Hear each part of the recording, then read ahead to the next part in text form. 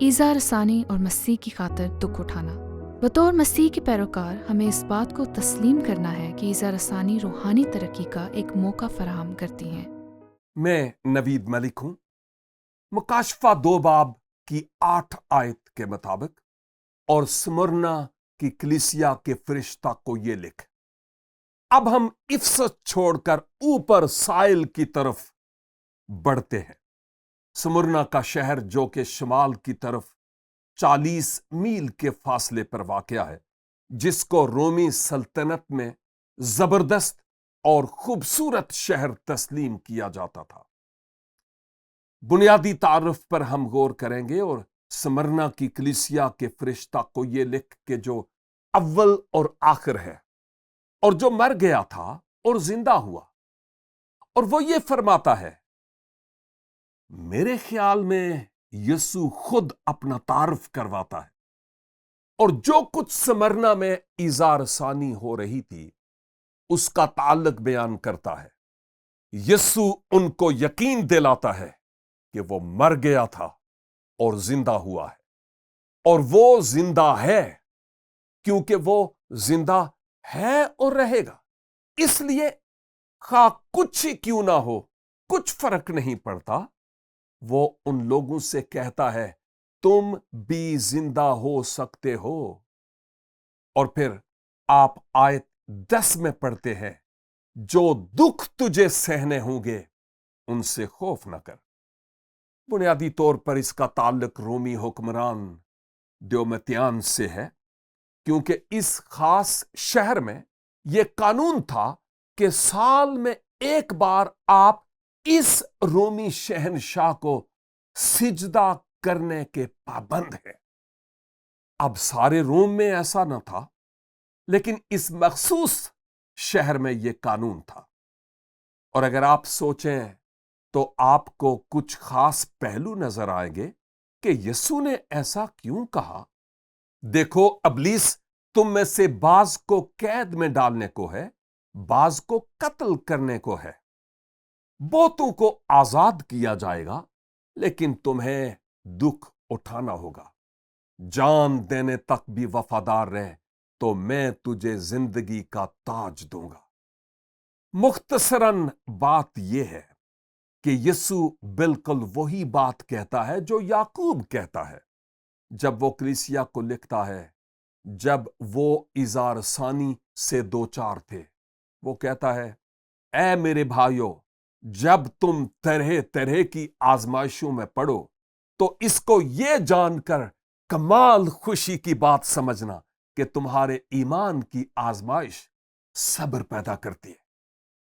اور یسوع سمرنا شہر میں رہنے والے لوگوں کو کہتا ہے، اور صبر کو اپنا پورا کام کرنے دو تاکہ تم پورے اور کامل ہو جاؤ اور تم میں کسی بات کی کمی نہ رہے۔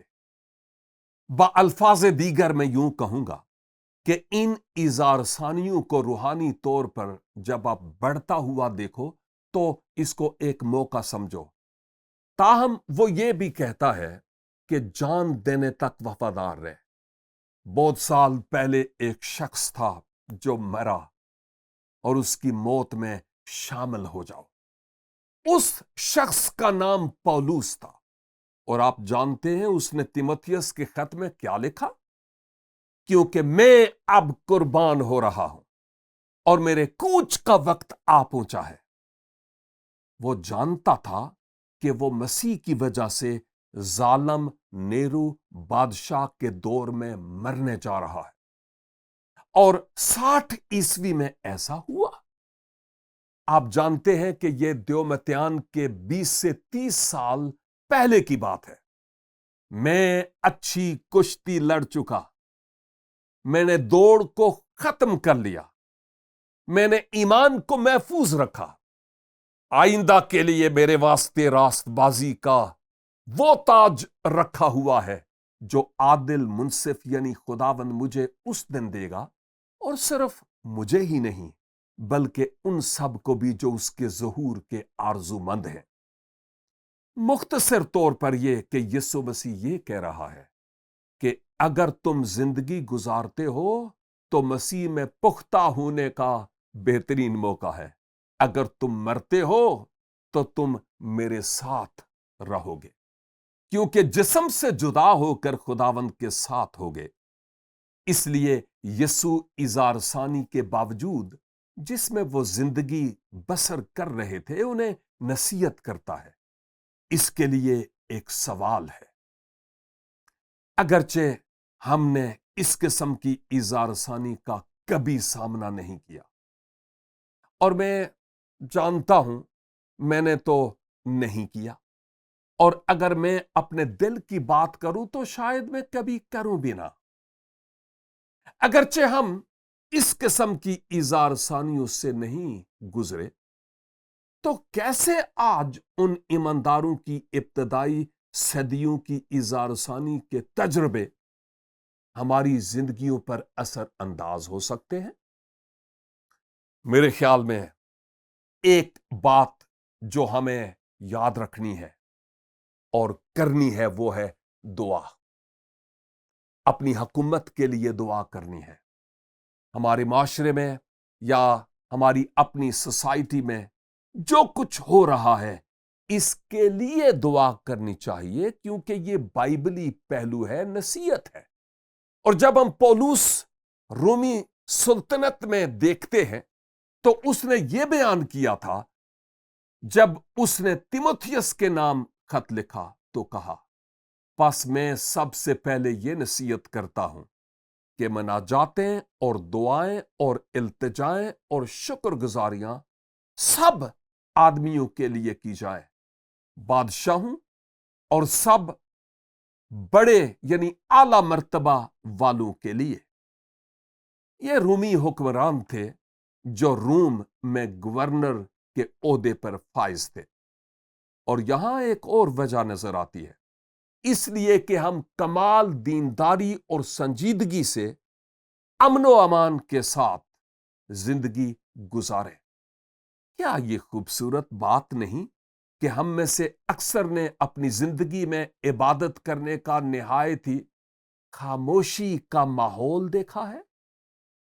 خداوند کے لیے جینے کے قابل ہونا ہے، اور ہماری اس کے لیے دعا کی بھی ایک خاص وجہ ہے۔ یہ ہمارے منجی خدا کے نزدیک عمدہ اور پسندیدہ بات ہے۔ وہ چاہتا ہے کہ سب آدمی نجات پائیں اور سچائی کی پہچان تک پہنچیں۔ الفاظ دیگر کہ اظہار ثانی کے بجائے امن و سکون کے ماحول میں زیادہ سے زیادہ لوگ بچ سکتے ہیں، اور خدا کی یہ مرضی ہے کہ ہم اظہار ثانی سے نہ گزریں۔ لیکن مسئلے کی حقیقت یہ ہے کہ کیونکہ دنیا میں گناہ کی موجودگی ہے، جس وجہ سے اظہار ثانی میں سے گزرنا پڑتا ہے، اور سمرنا کی کلیسیا ان میں سے ایک تھی، لیکن یسوع مسیح ان کو حوصلہ افزائی کرتا ہے کہ وہ مستقبل کا فتح مندی سے سامنا کریں گے، چاہے وہ زندہ ہوں یا مر جائیں۔ پولس نے بھی اس کو قابل تعریف الفاظ میں بیان کیا جب اس نے کہا، مرنا میرے لیے نفع اور جینا مسیح ہے۔